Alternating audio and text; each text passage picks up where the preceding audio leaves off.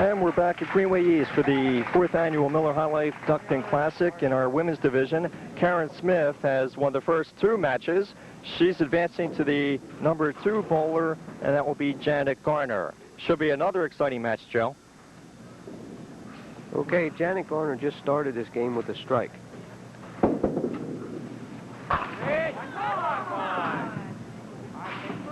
And Karen leaves herself a very difficult split. She's left the 5-7, but again, she executed well. She hit her object, and she's been in this position before, meaning behind in the game. So she's going to shoot the 1 pin, and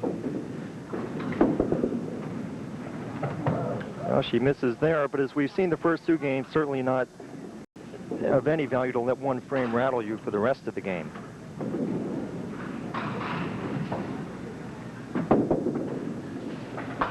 And a 9 for Karen Smith. Stace, as you know, Janet Garner in the 5-game preliminary matches averaged 156 plus, which means goes without saying, she is on her game at this point. Karen knows she's bowling a very tough opponent, and again, there is a psychological effect to this. Karen had averaged 138 in yesterday's 8-game qualifier. And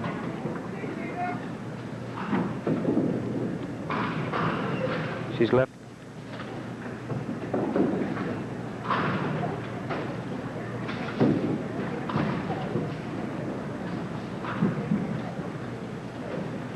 Trying for a spare here, and she picks it up.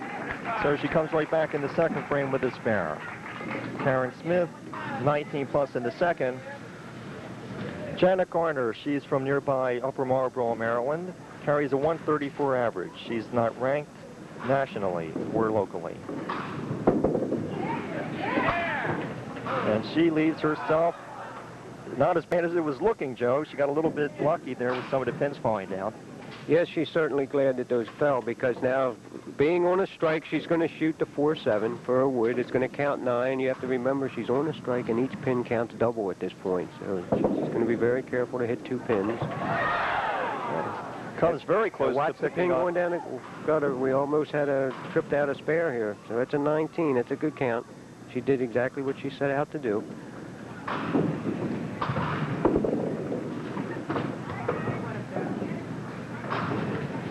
Janet Garner has been on the Pro Tour for 7 years.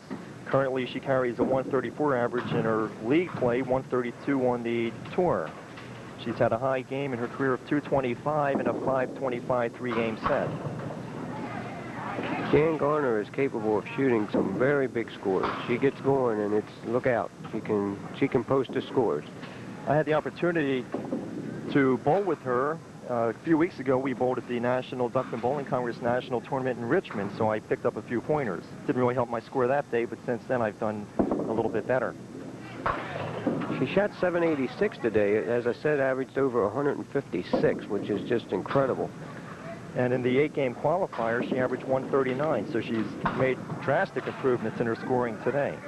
Well, again, the head-to-head competition, which went on also in the quarterfinals to get the girls to this point, does bring the best out. Hey, Karen Smith trying to add to her score. She's got a spare working in the 2nd frame. And she picks up a good 8 count there.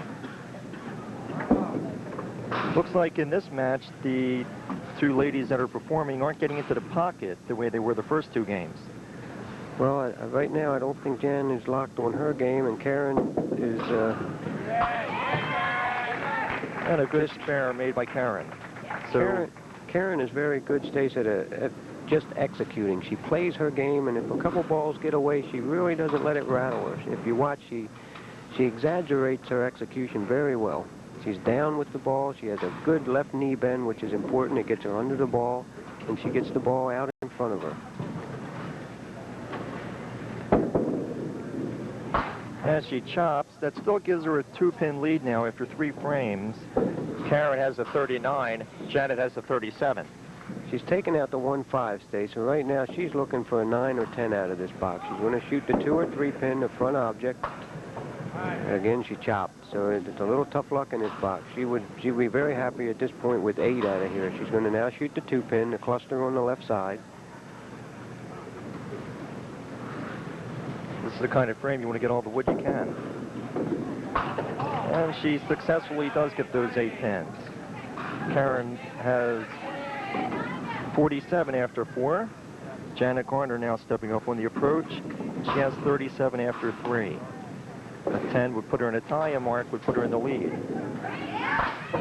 And she chops. This is what head-to-head competition does, Stace. As you notice, the other games, the games that were pretty big games, and this one is starting out relatively slow. The girls are on the object pin, and they're going to keep playing their game.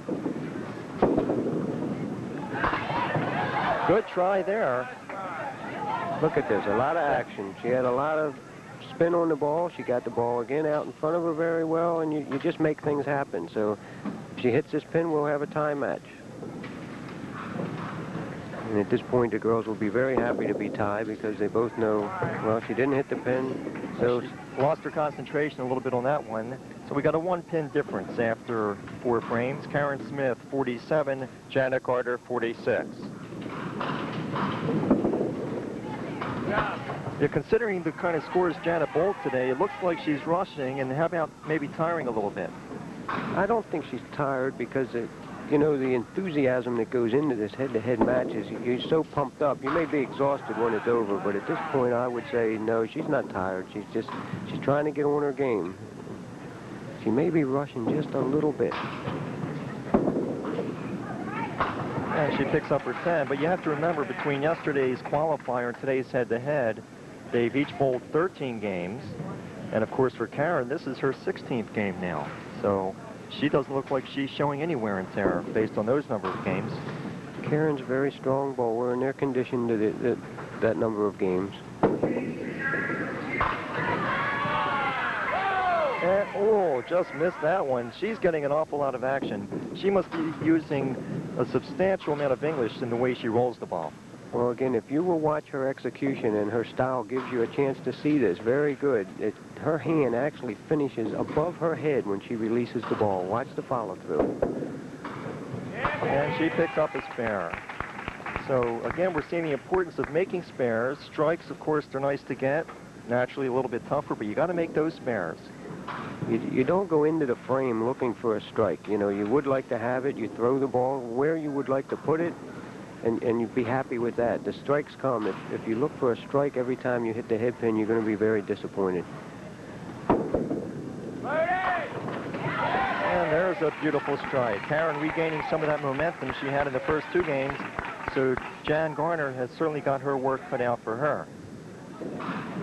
Well, we have Janet. Karen has 77 plus in the 6th. Janet has 56 in the 5th. Janet is rushing just a little bit. It appears to me she's lost her concentration. The girl.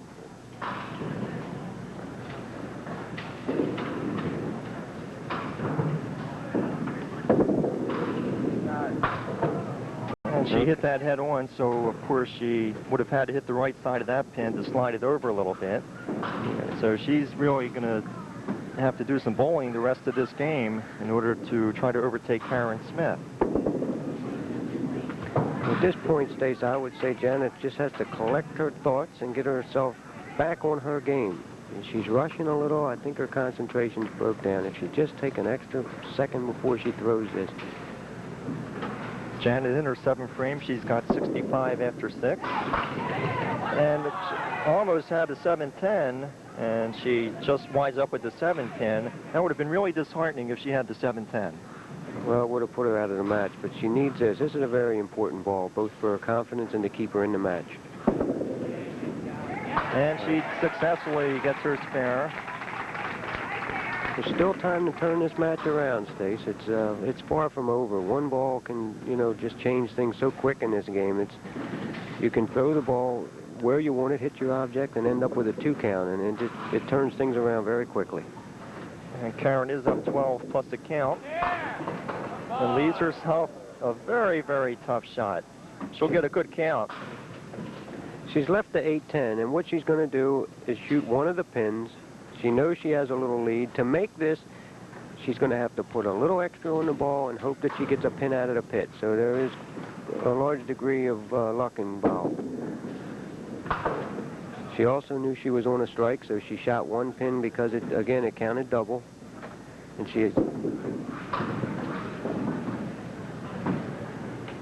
that pin counted in the 6th box and will again count in the 7th because she had 10 out. And of course, when you're bowling on a strike, the next 2 balls count towards the frame that you had to strike in. A spare, naturally, you get 1 more ball. So they're almost like bonus pins in a sense. Well, you can really tell that Karen's concentration is locked in because she shot that just as she wanted to. She knew she had a lead, and she wanted both of those pins. They were big pins at the time. And a strike. Karen comes back. She seems to have that kind of fight in her. When it seems that she's going to get down, she turns right around and comes up with a very important mark. In this case, a strike in the 8th. If Janet can strike here, she would put herself 10 pins behind. Janet has 82 in the 7th now with that count on her spare in the 7th. Left a very makeable spare, the 1, 2, 4. And she chops off 1 pin. She just couldn't get it over enough to make the spare. I tell you, Karen is taking control of these matches. She's bowling her game. And again, this game, it's not too late for this to be turned around. It's a 13-pin lead. Karen Smith has 105 plus to Janet's 92 in the 8th.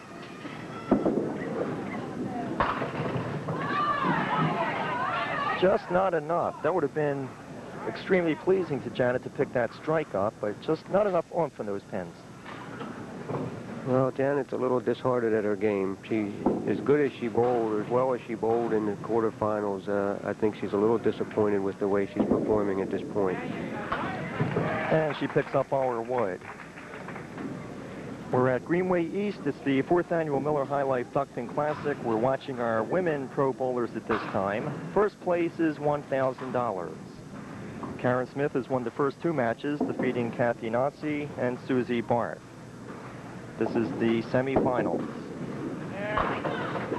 Karen picks up a good 8 count. She's still counting in the 8th frame. She's left the 9-10, and again, she's on a strike, so she knows she's in control of this game. At this point, do you think she's looking ahead to the #1 bowler, Pat Malfin? Not at this point. Her concentration is so locked in, Stacey, she's bowling 1 ball at a time. Good try on that difficult spare shot. Gives Karen 115 after 8 frames. And she doesn't pick up that last pin. She's got 124 after 9. Janet Garner has 102 plus. So Jan would almost have to strike out to try to make a match of this one. If she doubles, if Jan would double, meaning the first ball in the 10th box would have to be a strike, Karen knows that she needs a mark. So Karen is going to try to make her spare and close her out. Janet Garner can shoot 142, and Karen can go 143 with just a spare and 9. He doesn't want... Karen chops there, leaves herself, again, a very difficult shot, and she'll just try to get all the wood that she can in this frame. She has the pressure on Janet, so she's just going to, as you said, try to get all her wood, a 9 or 10 box. And almost comes up with a spare. That pin, if it would spun a little more, she could have made herself a very difficult spare shot. Well, she's put Jan Garner on a doubleheader, meaning the first 2 balls that Janet throws in the 10th box, well, the first ball must be a strike, and then the second ball, again, must be a strike. Hey, a 134 for Karen Smith. Again, she maintains her consistency. Janet Garner has 102 plus in the 9th. A strike would give her 112, would give her 122 plus. Then she would need another strike and 3 pins. Almost. And it doesn't go. Leaves herself certainly an easy spare, but the disappointment of not getting a strike is setting in on Janet Garner. Yes, the game is over. Karen will move on to the top seed, the final game. And that will be the 4th game for Karen in these match play finals.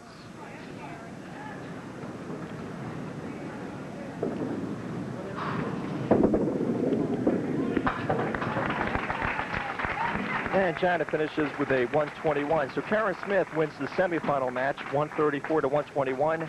She'll meet Pat Moth, the #1 bowler, when we return after these messages.